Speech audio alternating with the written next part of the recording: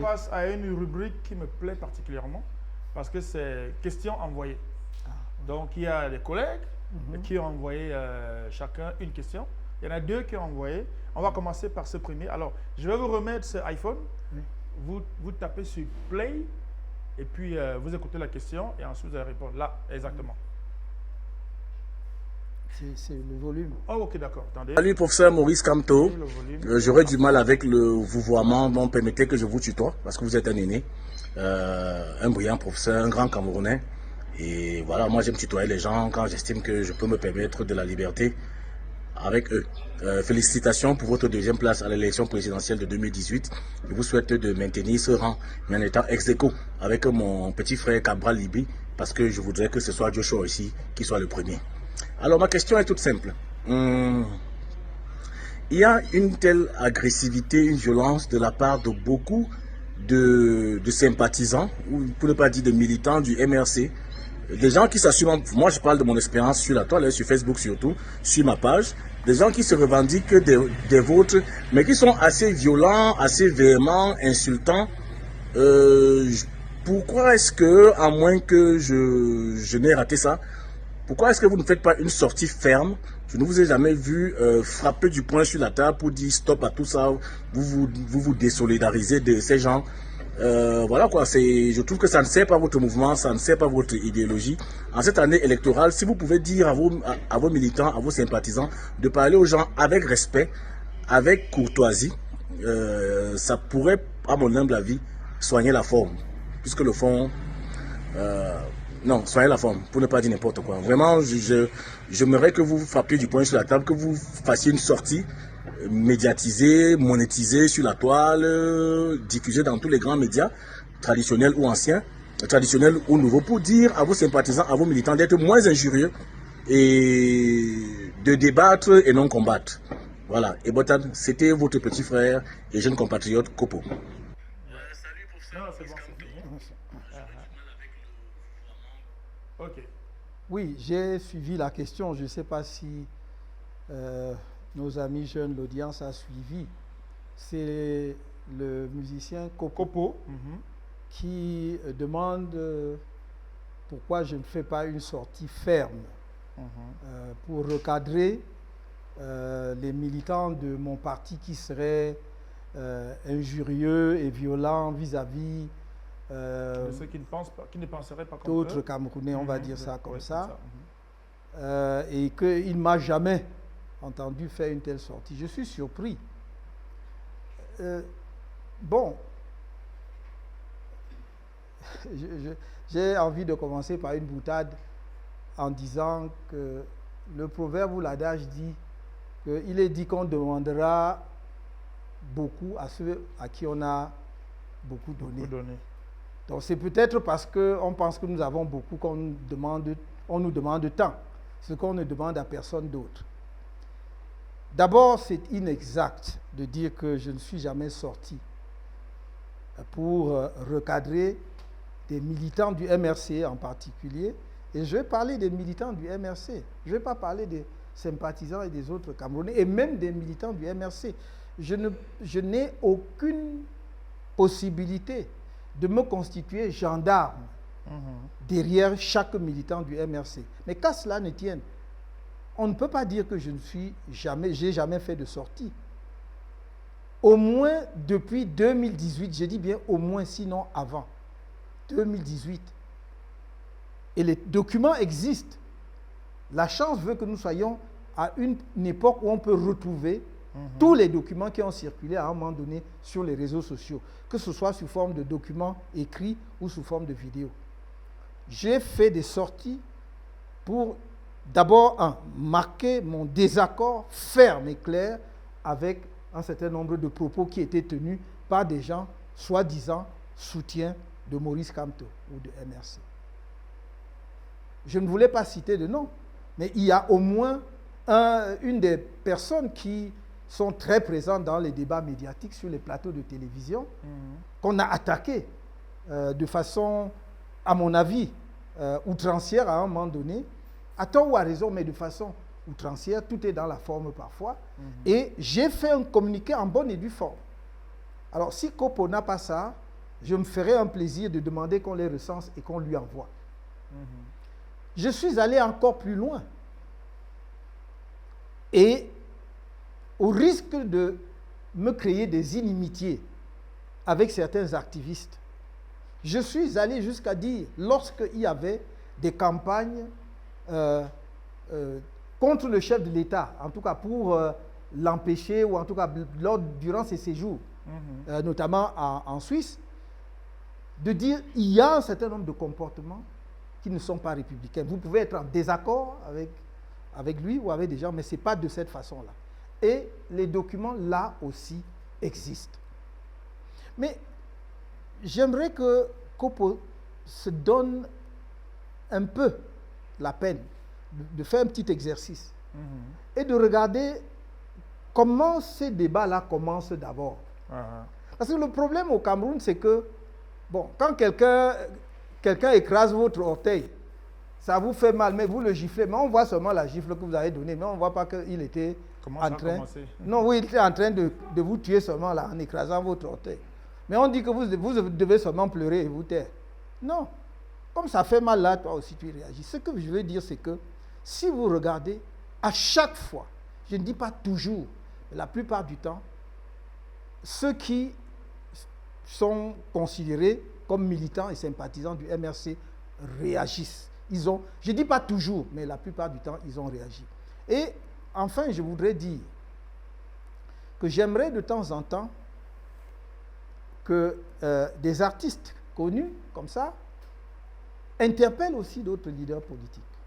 Je ne sais pas si je vous montrais le nombre d'insultes à ma personne chaque jour par des personnes identifiées. Parfois, vraiment dans l'entourage immédiat, ce n'est même pas des militants lambda inconnus, mais dans l'entourage immédiat de certains leaders politiques, vous ne croirez pas. Mais moi, je n'ai jamais répliqué. Jamais. Nous, en fait, on a prévu... voilà. Oui, je dirais à Kopo de se donner la peine de faire une petite recherche sur, comme les jeunes appellent ça, clash, sur l'origine de certains clashs sur la scène politique camerounaise, pour voir comment ça a commencé. Vous ne pouvez pas écraser donc l'orteil de quelqu'un et il vous gifle et on ne voit que la gifle et on ne voit pas que la personne était en train d'écraser votre orteil. S'il fait cet exercice, il verra que dans bien des cas, je ne dis pas dans tous les cas, les militants du MRC ou les sympathisants du MRC ou ceux qui prétendent être dans cette catégorie-là réagissent ou répondent à des attaques. Peut-être de façon excessive, mais ils répondent à des attaques. Cela étant dit, moi, je ne cautionne pas qu'on manque d'élégance dans la forme. On peut être en désaccord, et tous les désaccords sont tout à fait normaux dans la société, et à plus forte raison dans le champ politique. On peut être en désaccord, mais les exprimer de façon courtoise, en tout cas de façon civilisée. Je pense que j'ai suffisamment interpellé en interne les militants du MRC sur cette affaire. Et comme je l'ai dit, je ne peux pas me poster comme gendarme derrière chacun d'eux. Mais peut-être que M. Kopo a fait son enregistrement, posé sa question avant la sortie de mon communiqué de presse d'avant-hier. Tout à fait. Voilà. Dans lequel mon message est extrêmement clair. Et je résume en fait l'essentiel de ma pensée en 10 points, que j'appelle les 10 commandements de toute personne qui se revendique de Maurice Kamto, qui annonce ou déclare qu'il est soutien de Maurice Kamto. 1. Aimer profondément le Cameroun. 2. Aimer passionnément les Camerounais. 3. Combattre avec la dernière énergie toutes les divisions et la haine tribale. 4. Défendre la justice et la paix. 5. Défendre la loi en toutes circonstances. Défendre le respect de la loi en toutes circonstances. 6. S'inscrire sur les listes électorales. 7. aller voter le jour du vote. 8 défendre le vote. Il y en a 10, donc chacun peut voir, c'est en circulation depuis 2 jours. Je l'ai dit, je l'ai dit parce que c'est ma conviction personnelle. Tous ceux qui s'expriment là ne sont même pas des militants du MRC. Nombre d'entre eux sont de faux profils que l'on crée. Et on met la langue de vipère dans leur bouche, on met la méchanceté dans leur bouche pour ensuite, puisqu'on dit ce sont des soutiens de Kamto, pour dire voilà comment les gens de Kamto se comportent. Mais nous avons des gens ici identifiés. Je n'ai jamais entendu une seule sortie. Est-ce qu'il a échappé à Kopo qu'il y a des gens dans ce pays communiquant d'un parti politique qui ont dit si Kamto gagne l'élection présidentielle en 2025, il faut faire le coup d'État pour l'empêcher d'être président. J'ai porté plainte contre ces individus. Malheureusement, comme toujours, pour des raisons qu'on saura probablement un jour, ces plaintes-là ne prospèrent pas. Il a dit ça, mais moi, je n'ai pas entendu Kopo. Je n'ai entendu personne d'autre d'ailleurs dire c'est tellement effrayant, ça me donne des frissons dans le dos. Et c'est pour cela que je regarde parfois avec une certaine curiosité la classe politique camerounaise. Je me dis, mais enfin, nous sommes une curiosité. Comment peut-on garder le silence devant de tels propos qui ont été réitérés, y compris par écrit? Ça a été dit sur des plateaux de télévision, mais ça a ensuite été mis par écrit. Et dans l'indifférence totale, venant en plus du parti qui dirige le pays. Vous voyez? Donc moi, je n'ai aucun problème d'assumer la pluralité des opinions.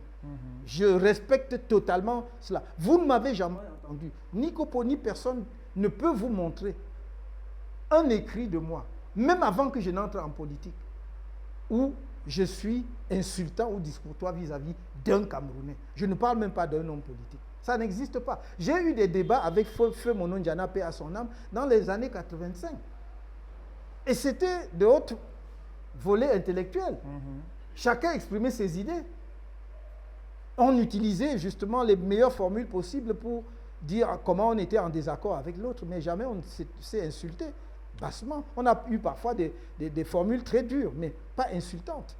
Donc, moi, je n'ai aucun problème avec cela, mais je ne voudrais pas que l'on demande uniquement à un leader politique d'apaiser la scène politique camerounaise. Toute la scène politique camerounaise n'est pas composée que des militants ou sympathisants du MRC. C'est composé des militants et sympathisants d'autres formations politiques aussi. Et je peux l'assurer de ce que si il posait la question telle qu'il me l'a posée au leader d'un autre parti politique, il prendrait des volets de bois vers des militants ou des sympathisants de ce parti politique, puisqu'il dit non, bon, voilà, vous avez été deuxième, voilà, je vous félicite, mais j'espère que la prochaine fois, vous serez encore deuxième. Donc, il m'a éliminé de la première place d'emblée, donc on n'en parle pas. Et il dit, je vous souhaite d'être deuxième ex aequo avec quelqu'un, mais parce que c'est tel autre que je voudrais voir devant. Bon, il a exprimé son choix politique. Pourquoi voulez-vous que je me fâche avec ça?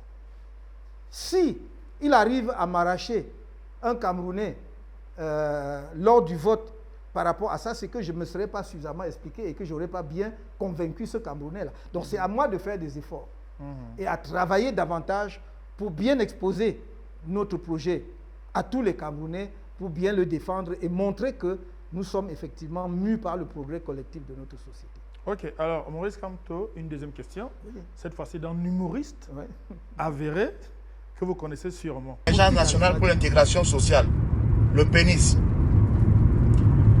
Je voudrais vous poser une question, chers collègues. Je vois beaucoup de batailles, parfois des batailles de chiffonniers violentes avec des personnes qui sont contre celles qui pensent contre la résistance. Je vois un déploiement de vos militants ou peut-être de vos militaires ou alors des sympathisants brandissant votre nom et celui de votre parti. Quel est votre comportement face à cela? Vous n'êtes pas gêné? Vous ne vous sentez pas coupable, responsable? Qu'est-ce que vous êtes prêt à faire pour que la bataille électorale soit une bataille saine tout en respectant les droits des uns et des autres sans avoir des fusions vraiment... Parce que moi je suis opposant mais c'est compliqué. Moi j'ai peur. Vous allez faire la prison. Moi si je n'ai pas, je vais faire comment? Donc chers collègues, comment est-ce que vous faites pour discipliner vos troupes? Beaucoup de courage et j'espère que je vais vous battre aux élections.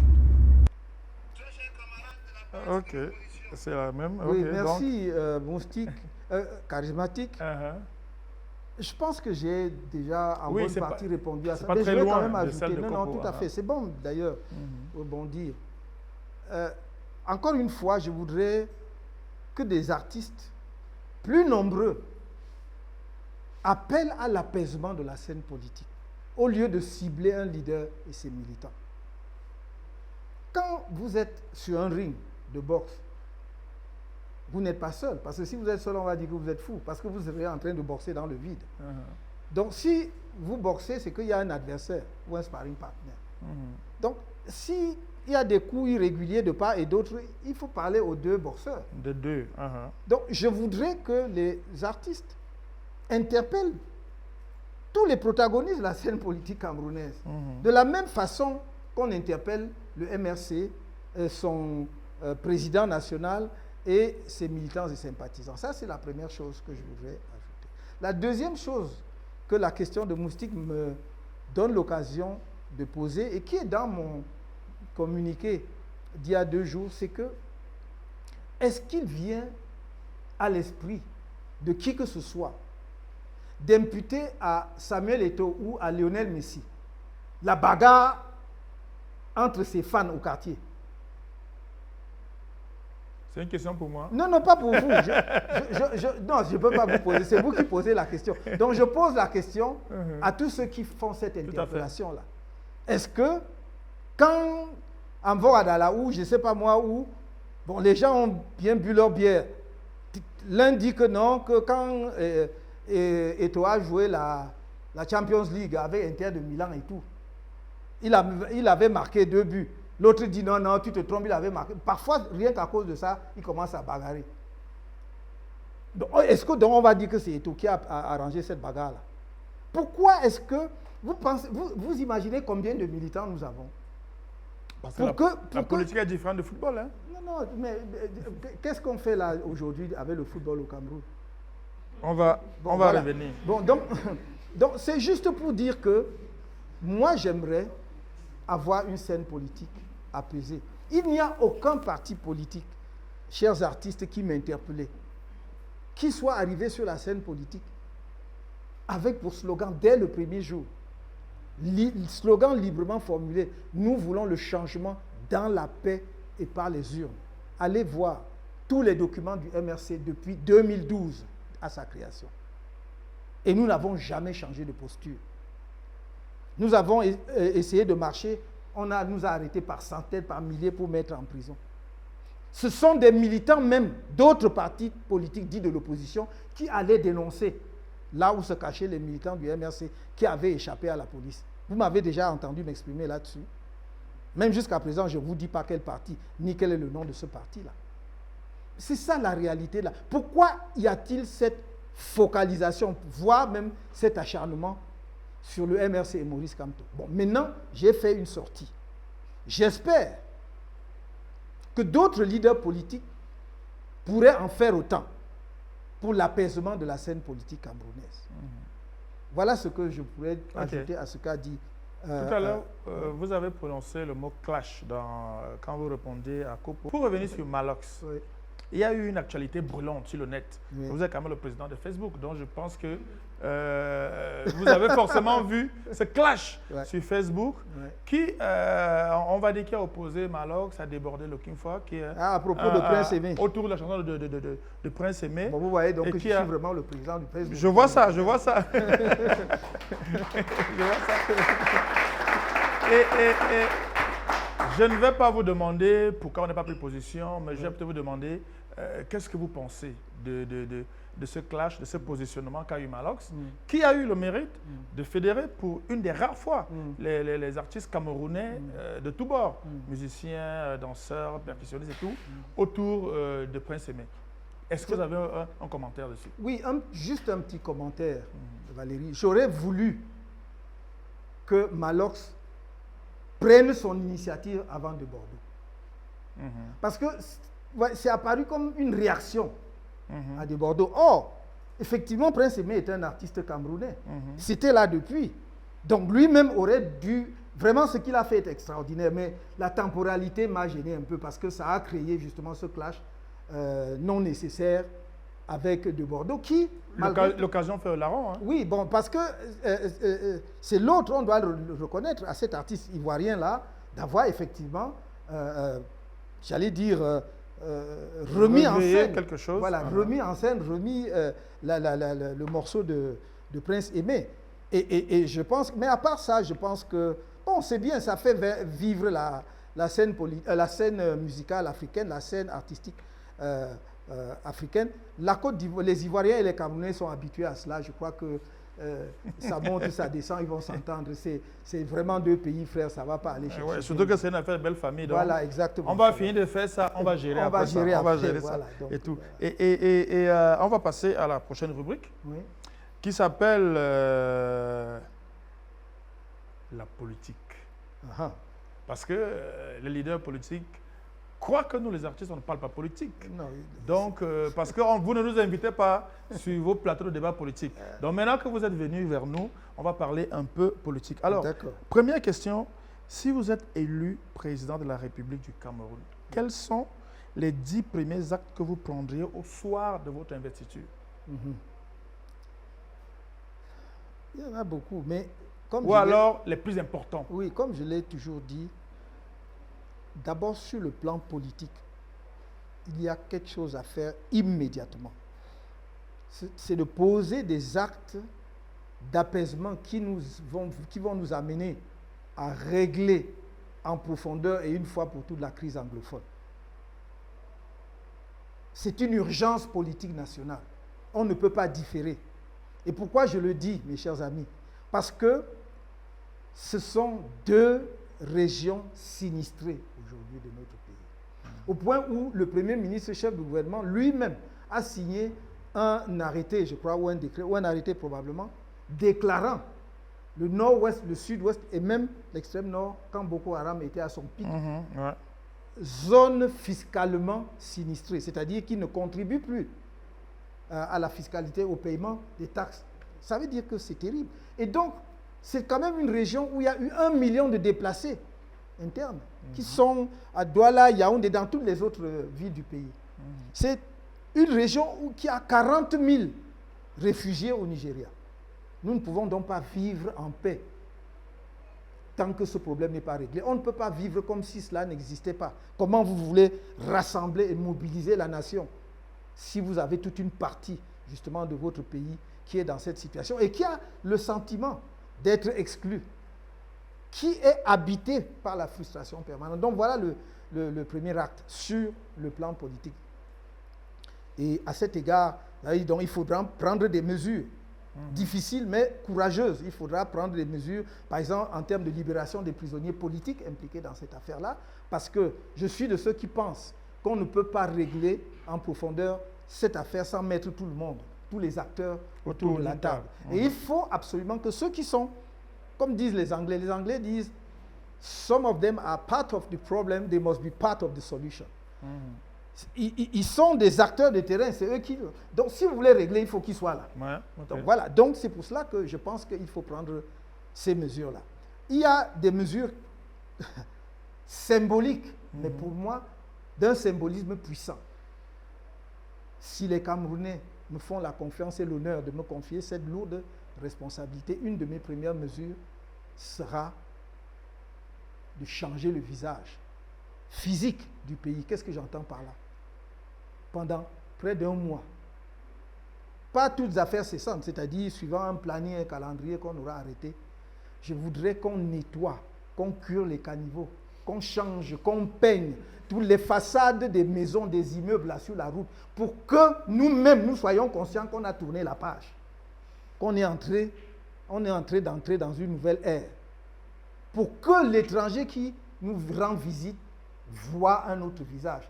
Je dis qu'on va le faire dans les mois qui suivent, dans le mois même pas les mois qui suivent. Il faut que l'État, avec les communes, dégage les moyens, que ce soit en termes de camions et tout ça là, d'infrastructures, qu'on organise les équipes pour dire, parce qu'on ne va pas mettre les gens à faire ça tous les jours, mais que sur une semaine, nous retenons 1 jour ou 2 pour nettoyer, on indique là où on va aller jeter toutes ces ordures là, l'encombrement des trottoirs, des machins là, il faut qu'on règle ça. C'est notre pays, nous pouvons régler. C'est pas sans frustrer qui que ce soit. Je préfère m'entendre avec les jeunes, dégager de l'argent pour construire des marchés, même de niveau international, pour que, au lieu que vous vendiez sur les trottoirs, encombriez vous libérez. Les trottoirs, ce n'est pas un luxe, ce n'est pas un lieu pour vendre, c'est pour marcher. Encore moins la chaussée. Donc, je voudrais qu'on fasse ça et qu'on peigne, c'est-à-dire on va...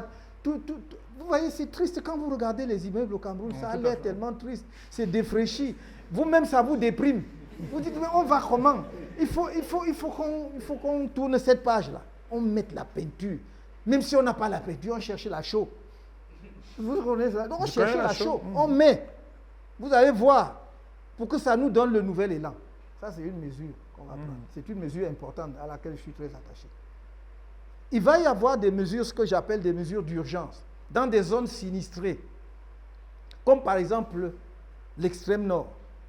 Notamment, il y a l'extrême nord, je cite l'extrême nord comme exemple des zones sinistrées, ce n'est pas la seule. Mais c'est une zone vraiment sinistrée. Non pas, je ne veux pas régler le problème global de l'extrême nord le premier jour, mais ce problème d'inondation quand il pleut. Parce qu'il y a les saisons de pluie chaque année. Est-ce que chaque année, on va encore aller pleurer, dire que... non, il faut donc que ce soit une mesure d'urgence pour que avant les prochaines grandes pluies, ce soit réglé. Cela veut dire quoi? Qu'on construise vraiment une digue aux normes et aux standards connus. Pas qu'on pousse un peu la terre pour arrêter l'eau. Non. Donc, qu'on construise des digues le long du Logone. Moi, j'y étais. Quand je parle, je vois. J'ai été à Mvélé. Mvélé, c'est le long du Logone. Vous voyez même que le Logone, le village ou l'arrondissement de Mvélé est en décalage de niveau de hauteur par rapport au Logone. Donc, dès qu'il pleut beaucoup, ça va déborder là-dessus. Il faut donc construire. Et comme je vous disais tout à l'heure, ce n'est pas faute qu'on ait entendu à un moment donné le gouvernement actuel de notre pays prendre des mesures en ce sens. Mais pourquoi n'a-t-on pas exécuté? Je me souviens, il y a presque 7 ans ou tout ça, il y avait déjà, on avait même dit à une époque que le génie militaire et tout ça, pourquoi n'a-t-on pas exécuté cela pour que nous ayons encore les sinistres qu'on a eu cette année en saison de pluie à l'extrême nord? Donc ça, c'est une mesure d'urgence également. Et je veux voir partout où il y a d'autres situations d'urgence parce que je ne veux plus qu'un Camerounais meure de catastrophes naturelles alors qu'on pouvait éviter cela, etc., etc. Pour moi, ça, c'est une mesure extrêmement importante. Il va falloir également, dès les premiers jours, voir comment, pour permettre justement à nos enfants d'aller à l'école sereinement, comment, même si on ne règle pas tout en même temps, s'attaquer déjà sérieusement au problème des enseignants. Parce qu'il y a quand même ce qu'on appelle des mesures de mise en confiance. Lorsque vous avez des enseignants qui ont des revendications, peut-être des revendications énormes, auxquelles vous ne pouvez pas apporter toutes les réponses le même jour, vous engagez avec eux au moins un processus. Pour qu'ils voient que vous avez la volonté de régler leurs problèmes, pour que la rentrée scolaire se fasse dans les meilleures conditions. N'oublions pas que la présidentielle, c'est en octobre, début octobre, et qu'on est en pleine rentrée scolaire. Il faut leur donner ce signal fort pour qu'ils rentrent à l'école fiers pour mieux prendre en charge nos enfants. Quelle autre mesure? Je ne sais plus à combien j'en suis, mais je dois dire que dans mon programme... C'est pas obligé d'arriver à 10. Donc l'important, c'était de savoir que... Ah oui, j'ai des mesures. Là, je dis, oui, au soir. Le soir, là. C'est-à-dire que dès que vous sortez l'Assemblée, peut-être c'est là. Oui. Comment on dit, oh, là. Ouais. OK, donc, alors, prochaine question, toujours dans le domaine politique. Si vous êtes élu président de la République du Cameroun, qu'allez-vous faire du principe d'équilibre régional, qui est quand même un principe qui a été mis en place par l'ancien président? Tout à fait. Ce n'est pas l'actuel qui l'a mis en place. Excellente question. Vous allez gérer ça comment? Non, je dois vous dire, j'ai toujours dit à ceux qui partaient billes en tête pour attaquer le principe d'équilibre régional qu'ils avaient tort, qu'ils n'avaient pas compris. Ce n'est pas un principe qui est arrivé comme cela. C'est un principe de réalité. C'est-à-dire qu'on a regardé les déséquilibres dans l'éducation dans notre pays et on s'est rendu compte qu'il y avait des régions sous-scolarisées ou très en retard dans l'éducation. Et on a dit, par rapport aux autres régions, qui, pour des raisons historiques souvent, ont eu l'avantage de bénéficier des structures d'éducation qui ont formé beaucoup d'élites ou de cadres, il faut, pour que la nation soit vraiment, chacun se reconnaisse dans la nation, que l'on donne une chance aux régions en retard d'être représentées au sein des structures de l'État. Ok. C'est pour cela qu'on disait qu'il faut faire donc un certain équilibre. Parce que si vous prenez des régions comme le centre, le littoral, voire même l'ouest et tout ça, ils avaient cet avantage-là, d'avoir bénéficié des structures d'éducation qui leur ont permis d'aller... Mais notamment les missionnaires et Exactement. tout, qui sont arrivés... Mais si vous côtes. réduisez le Cameroun à ces 3 régions ou provinces, cela veut dire que à l'est, au nord, à l'extrême nord, ils ne sont pas des Camerounais. Vous gardez ce principe-là? Non, non. Donc, maintenant, je vous dis. Donc, mais ce n'était pas, Valérie, c'était pas un principe qui était appelé à durer éternellement. En réalité, c'était un principe provisoire qui, en attendant que on relève le niveau d'éducation dans les régions sous-scolarisées. C'était ça le problème. Mais faute de l'avoir fait, le principe veut se transformer en un principe permanent. C'est ça l'erreur. Parce que si vous voulez construire une nation sur cet équilibre, ça veut dire que vous figez. Vous figez, c'est-à-dire que, bon, moi je veux dire, donc en fait, sans le dire, c'est une consécration des juxtapositions des régions au Cameroun. Donc, on va dire, moi je suis de telle région, donc nous avons droit à ceci. Donc je vais aller chercher dans mon quota. Et là, le risque, c'est que nous finissions donc avec les quotas, mais sans avoir forcément les meilleurs. Ok. Donc, si on prend un exemple concret, oui. Imaginons vous êtes président de la République, imaginons ça, il y a les NAM. Ça reste quand même le concours qui suscite beaucoup d'envie. Il y a les NAM, il y a 200 places. On a 10 régions. Suivant le principe d'équilibre régional, chaque région doit avoir 20 places. Je compte bien. Non, ce n'était pas comme ça. Il y avait un pourcentage. Voilà. Oui, bon. Okay. Je dis maintenant... Il y avait 13%, 7%. Il avait, okay. Donc maintenant, est-ce que sur les 200 places qu'il y aurait à l'ENAM, est-ce qu'on les répartirait à 10% pour chaque région de façon claire et nette? Non, le principe régional fonctionnait de la manière suivante pour les concours. Quand on faisait les concours, en fait, on prenait d'abord au mérite. Bon, on prend, s'il y a, mettons, 200 places, comme vous dites, et on prend au mérite et on se rend compte que sur les 200 places, il y en a 180 qui viennent peut-être des 3 régions dont j'ai parlé. Et les autres, il en reste 20. Il en reste 20. Partage les 20 places. Oui. Alors, on était obligé de dire, à cause de l'équilibre régional, on va baisser le niveau des 3 autres régions pour ramener peut-être à 120, pour permettre aux Camerounais originaires des autres régions d'augmenter leur coût. Même s'ils avaient des moyens légèrement inférieurs aux autres qui faisaient les 150. C'était comme ça que ça fonctionnait. Donc on recherchait cet équilibre-là. Maintenant, il y a plusieurs manières d'envisager le problème aujourd'hui. Si l'on veut que l'on répartisse le concours au Cameroun en fonction des régions, c'est-à-dire on dit il y a 200 places et chaque région a 20 places, cela voudrait dire une chose. Cela voudrait dire donc qu'il faudrait organiser les concours par région. C'est plus la peine d'organiser un concours national. Il faudra dire donc vous organisez pour telle région, les 20 premiers de telle région, on les envoie, ça fait le concours national.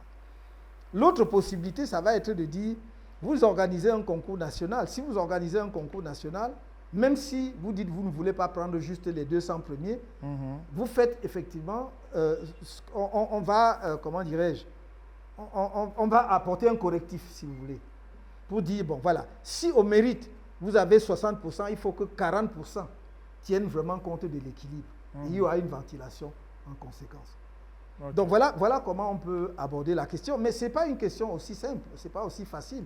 Parce que moi, j'aurais voulu que progressivement on sorte de l'idée d'équilibre régional, parce que ça va figer le pays. Mais ça, on n'en sort pas par un claquement de doigts. C'est quelque chose qui doit être programmé dans le temps. C'est pour cela que vous me demandez, si vous dites, vous êtes président demain, est-ce que vous allez supprimer ça? Je vais vous dire non, parce que les conditions ne sont pas encore réunies. Il faut donc accélérer le rattrapage dans le système éducatif. Maintenant, je crois qu'il y a des efforts, puisque maintenant, il y a une université dans chaque région. Oui, tout à fait. Ça, c'est déjà un élément important. Il y a des lycées, des collèges, des établissements privés, machin. Un peu partout. Ouais. Voilà. Donc, peut-être d'ici une dizaine d'années, peut-être une vingtaine d'années, l'argument ne tiendra plus tellement. Okay. On dira, écoutez, vous avez eu les mêmes conditions que tout le monde, n'est-ce pas? S'il y a un concours, c'est pour que ceux qui sont à la hauteur, au niveau des moyennes requises, soient sélectionnés. Mais pour l'instant, on n'y est pas encore. On n'y est pas encore. Alors, petite question sensible dans le Congo-Ça politique. On dit que le MRC, c'est le parti des Bamileke. Et on dit que, comme les Bamileke ont le pouvoir économique, que maintenant, ils veulent aussi Etouji. Ça, c'est typiquement camerounais. C'est pour ça que j'ai bien dit on dit que. Oui, non, tout à fait. J'ai dit que ça, c'est typiquement camerounais. C'est-à-dire, c'est des constructions alambiquées. Vous vous demandez où est-ce que les gens vont chercher ça. Parce que j'aimerais qu'on me cite un précédent dans le monde où les gens disent que, bon, nous, on a décidé que vous avez le pouvoir économique. D'abord, il faut vérifier qui a le pouvoir économique au Cameroun. Parce que je dis toujours, il y a une chose entre construire des immeubles là. Les Bamileke, comme vous dites, ils aiment construire les immeubles. C'est comme ça. Bon. Et avoir l'argent. Et ceux qui ont l'argent. Non, et ceux qui ont l'argent. Parce qu'il y a des gens qui ont l'argent qui ne construisent pas les immeubles. Est-ce que l'argent, c'est seulement dans les immeubles? C'est l'argent aussi, c'est dans les comptes. Certains disent c'est dans les paradis fiscaux. Certains disent c'est que dans le les vrai entreprises. argent, c'est ceux qui font des choses. Oui, mais encore que les immeubles, c'est pas ce qui, dans le contexte camerounais, rapporte le plus d'argent. Parce que, vous savez, moi, je n'en ai pas des immeubles. Donc, mais ce que je peux vous dire au Cameroun de façon générale, lorsqu'un locataire veut entrer chez vous, vraiment, il se met en quatre, vous demandez un an de loyer, il va, même s'il faut faire n'importe quoi, il va trouver l'argent, il vous paye. Mais maintenant, quand il a payé, quand l'année finit là, c'est là alors que les problèmes commencent. Sors mon frère, tu ne payes pas, sors. Il dit que je ne sors pas. Il ne sort pas. Et c'est là qu'il va prendre des avocats, peut-être vous. Hein? Voilà. Et tout, voilà. Donc c'est pour dire, alors je n'ai pas pour m'éloigner de la question. Oui. Quand on dit que le MRC est un parti Bamileke, c'est depuis 2012 que j'entends ce discours. Et je suis sidéré qu'en 2025, cette question se pose encore. J'ai dit, si, j'allais dire, il y a une relation ou un lien ethnique entre le dirigeant d'un parti politique et le leader d'un parti politique, alors tous les partis politiques au Cameroun ont une ethnie. Alors on devrait dire que le RDPC est un parti, je ne sais pas s'il faut dire Betty ou Ekan, il y a beaucoup de noms aujourd'hui qu'on utilise. On va dire que le PCRN est un parti Bassa. On va dire que l'UDC, Bamoun. On va dire que SDF, bon, je ne connais pas très bien, enfin, on va dire donc du sud-ouest, puisque le choix est du sud-ouest maintenant, etc., etc. Est-ce que c'est ça dans le critère? Donc, sur quel critère on dit que le parti est un parti Bamileke? Deuxièmement, je vais vous dire une chose. Donc, on dira que, voilà, que l'UNDP est un parti Peul. On dira que le FSLC est un parti, je ne sais pas, peut-être M. Chiroma et Peul, ou je ne sais pas. Bon, on dira. Est-ce que c'est sérieux de faire cette lecture-là de la scène politique ou de la vie des partis politiques dans un pays? Il faut que, alors même que le monde entier, le reste de l'Afrique nous prête beaucoup d'intelligence, il faut parfois que nous donnions l'impression d'être trop bêtes. Soyons un peu sérieux. Maintenant, deuxième chose. Valérie, je demande à ceux qui disent ça de faire une petite recherche simple, de prendre chaque parti politique, de voir les organes dirigeants de ce parti politique et leur composition, de prendre les organes régionaux de ces partis et leur composition, de voir les organes départementaux, communaux et leur composition. Et on me dira s'il y a un parti plus national au Cameroun que le MRC. Le MRC, si vous prenez ce que nous appelons ce n'est pas dans les textes, mais dans notre langage courant, on appelle le présidium, c'est-à-dire les gens qui sont élus au congrès, à la convention du parti, c'est-à-dire le président, les 5 vice-présidents, le trésorier national et le secrétaire général. Ils sont élus par le congrès. Puisque nous voulons, ne fuyons, je vous ai pris tout à l'heure l'engagement de dire la vérité. Vous prenez le président, c'est Maurice Kamto, donc je suis Bamileke, puisque c'est ce qu'il faut dire maintenant, des choses comme ça. Même si je considère, je suis Camerounais, je l'ai toujours dit. Chacun de nous vient de toute façon de quelque part. Et comme je l'ai toujours dit, mes jeunes enfants, personne n'a choisi de naître là où il est né. Donc le fait que vous soyez né à l'est, à l'ouest, au sud ou à l'ouest, ce n'est pas vous qui avez décidé ça. Vous découvrez ça en venant à la vie. Et ça devrait donc être ni un motif de complexe de supériorité ou d'infériorité. Nous prenons acte de ce que nous sommes nés ici, alors qu'on aurait pu naître ailleurs. Donc, quand j'ai dit cela, donc moi, Maurice Kamto, le premier vice-président s'appelle Mamadou Mota, il est de l'extrême nord de Tokombéré. La deuxième vice-présidente est Mme Tyriane Balbine Noah, elle est du centre de la Mefou à Kono. Le troisième vice-président est Maître Emmanuel Sim, il est du littoral, même s'il est, il est de Yingui, même si on peut aussi le rattacher au Mbam. Ok. Le quatrième vice-président est du sud-ouest. La cinquième vice-présidente est Mme Aïssatou Sadou, du nord.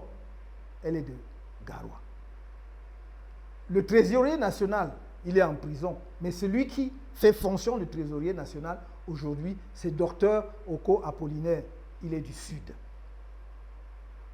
Le secrétaire général est Barrister Ndong Christopher, Chief Barrister Ndong Christopher. Il est chef traditionnel du nord-ouest de Roum. C'est Bamileke, hein? Tout ça là, c'est Bamileke. Très bien, continuons. Maintenant, nous sommes au niveau des régions, parce que si je vais dans le directoire, c'est long. Oui. Prenons les régions. Le régional de l'Ouest est de l'Ouest. Le régional du littoral, il s'appelle Maître Tassa André. Le régional du littoral, parce que nous avons, chez nous, on a le découpage en régions politiques qui ne correspond pas nécessairement à la région administrative. Voilà, donc, par exemple, pour nous, le Mungo est une région politique. Bon, le régional là-bas était Maître Choumen. D'ailleurs, qui est parti d'un autre parti, dont j'étais le nom ici pour venir chez nous. Le régional du littoral 1, est Christian Massoma. Il est du littoral. Le régional du littoral 3, c'était M. Sousso. Il est du littoral. Je dis c'était parce qu'il est maintenant au comité des sages. Il y a quelqu'un qui va le remplacer. Il y a Mme Niamding et d'autres, mais bon, on va le remplacer.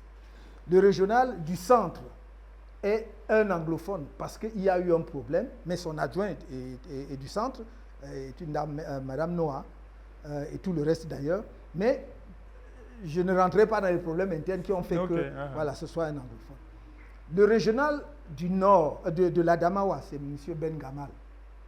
C'est typiquement Peul, il est de l'Adamawa.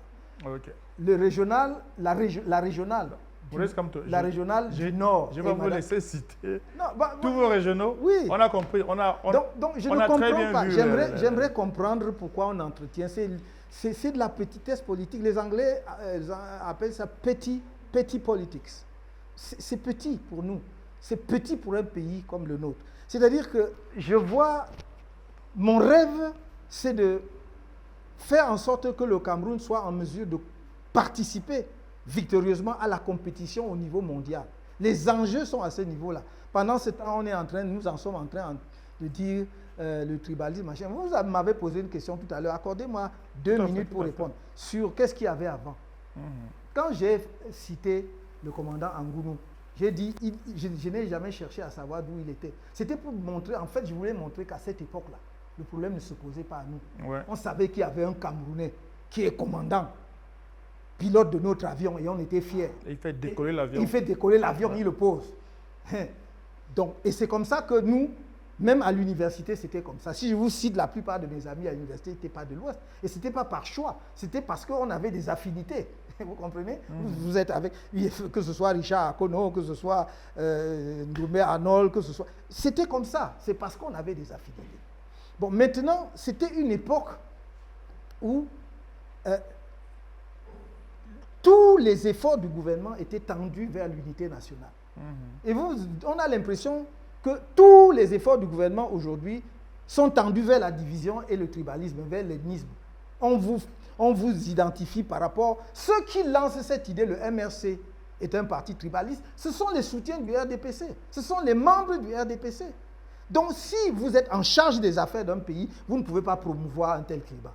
Moi, je suis d'une génération où les gens étaient profondément nationalistes.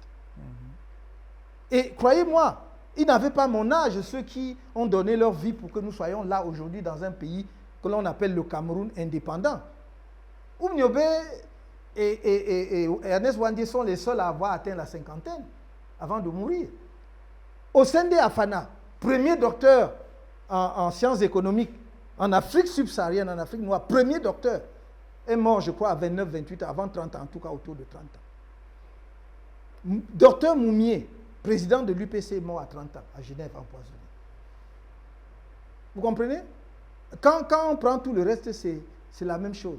Quand on exécute Ernest Ouandie à Bafoussam, les gars qui sont avec lui, Wambo Le Courant et Faustine Raphaël, ils ont 26 ans, 27 ans, 28 ans. C'était de l'engagement politique. C'était des convictions politiques fermes, parce qu'ils aimaient leur pays, parce qu'ils rêvaient d'un autre pays. Et je peux vous dire que leur lutte a amené le premier président de la République à revoir lui-même ses options, même sur le plan du développement. Et il s'est mis effectivement à essayer d'appliquer, il faut le dire, aussi le projet, ou en tout cas la vision de l'UPC. Par rapport, c'est pour cela qu'il lance par exemple l'opération de camerounisation des cadres à partir de 1974. Donc c'est ça. Il ne faut que personne ne doit vous enfermer dans cette petite bouteille-là. Vous valez mieux que ça. Et notre pays vaut mieux que ça. Si mon objectif, le seul objectif que je poursuis en entrant en politique, était de promouvoir une ethnie, je ne dis même pas la mienne, quelque ethnie que ce soit, croyez-moi, je me tiendrai le plus loin de cela. Ça ne m'intéresse pas. Et je ne l'ai jamais fait. Et je mets quiconque au défi. Depuis que Camto existe, qu'on cherche, même avant que je n'entre dans la politique, qu'on cherche dans mes écrits, dans mes propos, même en conversation privée, là où je n'ai jamais tenu un propos tribaliste. J'ai dirigé les enfants de toutes les régions du Cameroun. En thèse, des docteurs. D'autres se sont même retournés après contre moi en politique, parce que c'est la politique, on accepte, je n'ai pas de problème. J'en ai accompagné jusqu'à l'agrégation. Ils sont aujourd'hui mes pires ennemis, mais j'accepte, il n'y a pas de problème. C'est la vie, il ne faut pas que... Et je leur dis bonne route, chacun suit son chemin. Et ils n'étaient pas forcément tous de mon aide. On est allé jusqu'à vous dire un jour que j'ai traité nos frères et compatriotes du septentrion de Mouton que j'ai refusé d'aller enseigner là-bas. Qui a ouvert la faculté de droit et sciences juridiques au Gandéré, c'est moi. On m'a nommé comme vice-doyen, sans doyen. Oui, et j'ai dit que non. Dans ce cas, je refuse. Bon, parce que j'ai le droit de refuser une nomination. On dit que bon, tu vas aller quand même là-bas parce que tu es fonctionnaire de l'État. J'y suis allé. J'ai ouvert la faculté des sciences juridiques et politiques de Ngaoundéré avec André Tienche qui est mort maintenant. Lui, il était privatiste, moi je suis publiciste. Mais j'étais plus gradé parce que j'étais agrégé. J'étais professeur agrégé. J'étais le seul agrégé de droit public en exercice à l'université. Tous les autres étaient dans le gouvernement, que ce soit feu le professeur Ona, qui fut mon maître à l'université de Yaoundé, le professeur Conchou ou d'autres, ils étaient dans le gouvernement. Donc, en exercice à l'université, il n'y avait que moi. Mais on n'a même pas pu me nommer doyen, on m'a nommé vice d'un doyen qui n'existait pas. Donc, j'ai non seulement ouvert la faculté de droit, j'ai enseigné pratiquement toutes les matières de droit public. Et ceux qui ont suivi mes enseignements sont là. Nombreux sont ceux qui sont dans de grandes responsabilités au sein de l'État, directeurs de ceci ou de cela. Si ce n'était pas que le climat politique chez nous est ce qu'il est, certains pourraient sortir et en témoigner. Donc je crois que, d'ailleurs, je vais vous dire, Valérie, j'étais en Ngaoundéré quand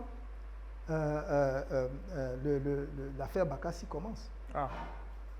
C'est comme ça. J'étais descendu à Douala pour faire un cours à l'université de Douala. C'est là qu'on m'appelle à Yaoundé pour ça. Et ce que vous ne savez pas, et je vais vous le révéler sur votre plateau aujourd'hui, je vais en mission dans le cadre de cette affaire nationale. Vous pouvez imaginer un citoyen camerounais qui est mis en mission par la présidence de la République. Et on est resté derrière, faire un conseil de discipline pour me suspendre de l'université. Ah. Ah oui. Ok. Feu le professeur Georges Ngango, paix à son âme, était tellement choqué qu'il s'est auto-constitué avocat pour aller me défendre, puisque j'étais même absent, de sa propre initiative. Et il est arrivé d'ailleurs là-bas, on lui a manqué du respect. Je vous parle d'une époque dont les acteurs sont tous encore vivants. Il faut qu'on arrête. On peut dire qu'on n'aime pas Camto. On a tout à fait le droit de le dire. Mais il ne faut pas qu'on couse, enfin, tu vois, qu'il y ait un tissu de mensonges autour. Vraiment, chacun est libre de... On peut dire, même pour des raisons irrationnelles, on peut ne pas aimer Kamto. C'est tout à fait humain. Mais n'allez pas inventer des histoires. C'est pas bon. Ok.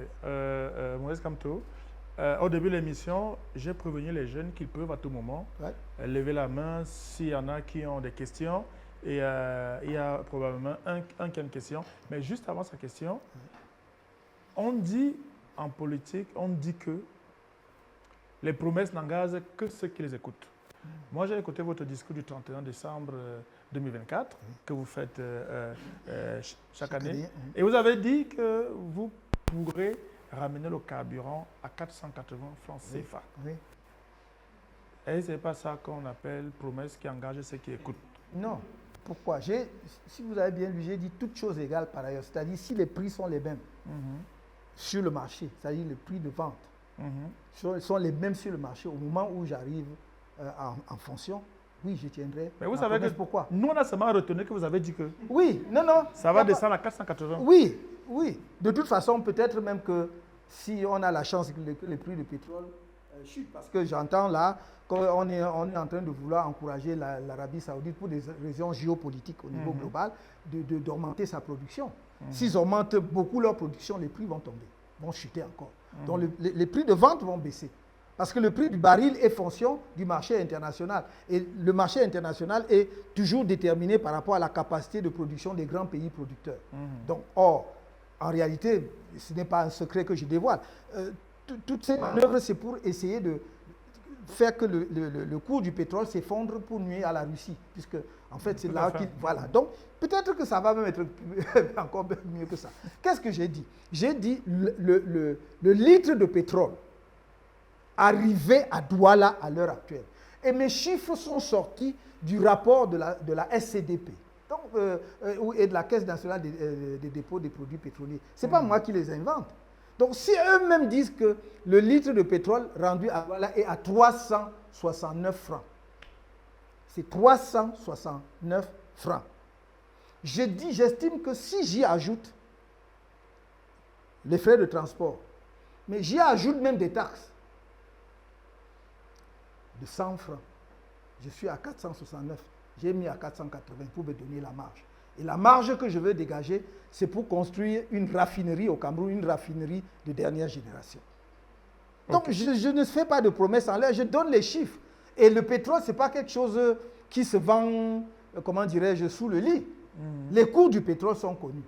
Maintenant, si nous avons un baril de pétrole à $200 d'ici là-bas, et que le litre est rendu à Douala à 500 francs, je rendrai compte et j'informerai le Camerounais que le pétrole s'achète à 500 francs. On ne peut plus tenir ce prix-là pour telle raison. Mais ils ne peuvent pas, et je leur en donne la garantie.